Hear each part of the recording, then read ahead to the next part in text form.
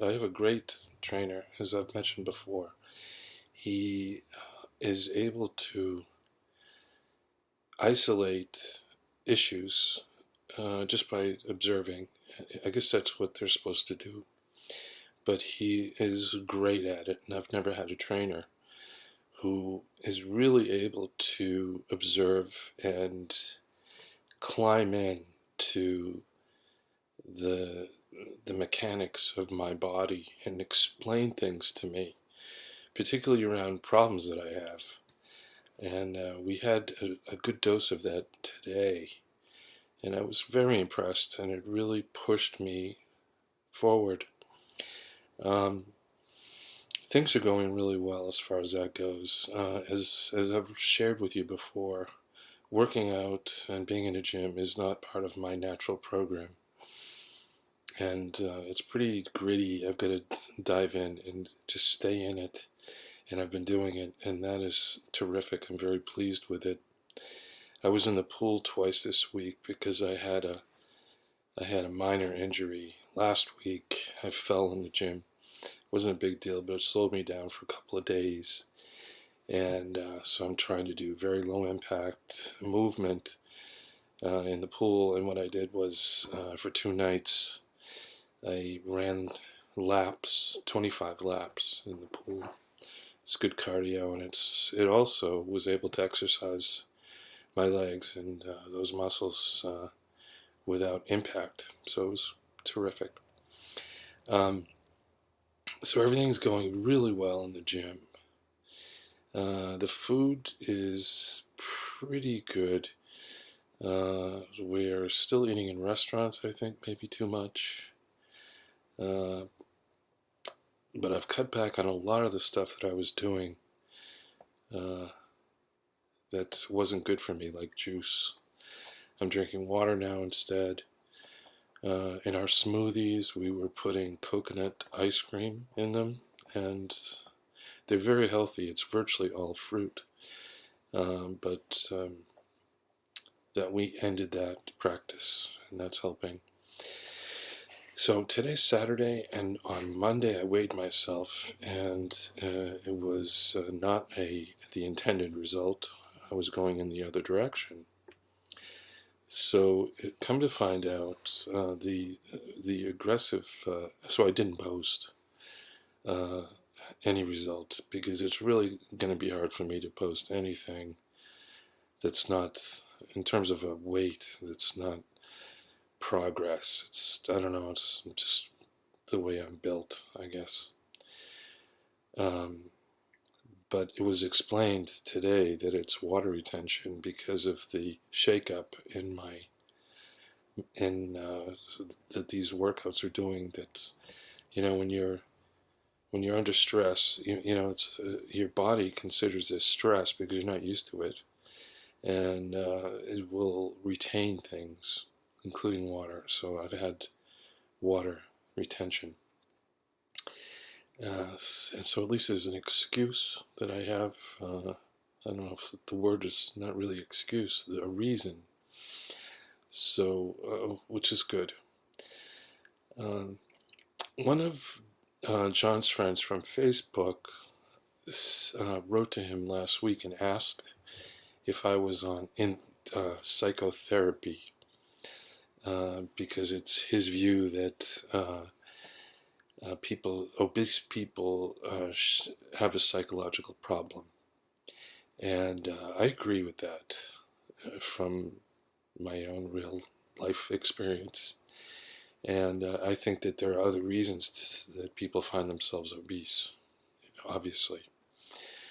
But for those of us in this class where there's a psychological component, therapy is the way to go. And I think that if there's a theme for my posting today, it's going to be relying on experts.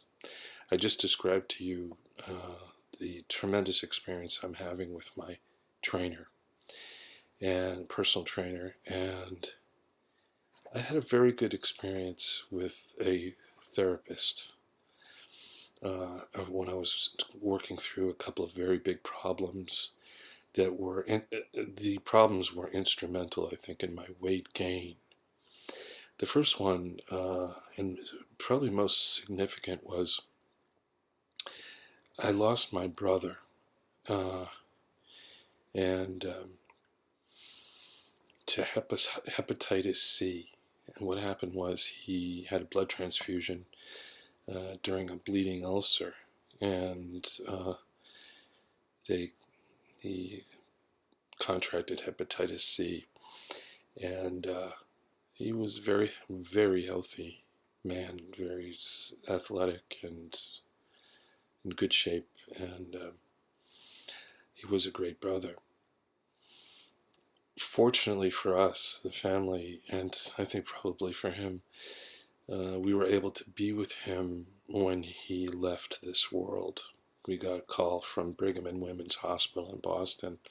We were all able to get there in time, and we stood around his bed and said goodbye, and he was able to say goodbye to us. It was wrenching, as you can imagine. I was right up by his head. I was holding his hand.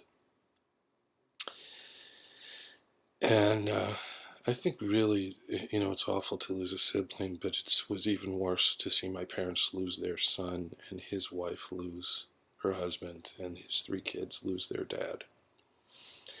And that morning, that was probably the worst morning I ever had, really took me off course for a few years, quite a few years actually. I didn't even know it, but it changed me.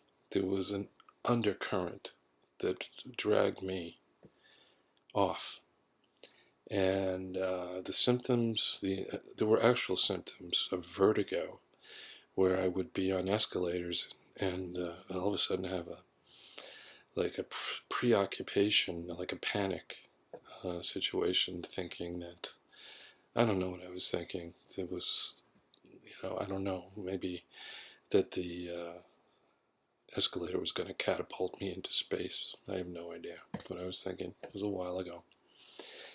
And I had trouble with driving on the highway if there were 4 or 5 lanes, fearing that I was going to veer off and hurt people, or vice versa. So at first I thought it was an inner ear infection, so I went that route, had the hearing test that we all have when we're kids, raised the hand, and also had it examined and everything, and it turned out that there was no hearing problem, no inner ear problem.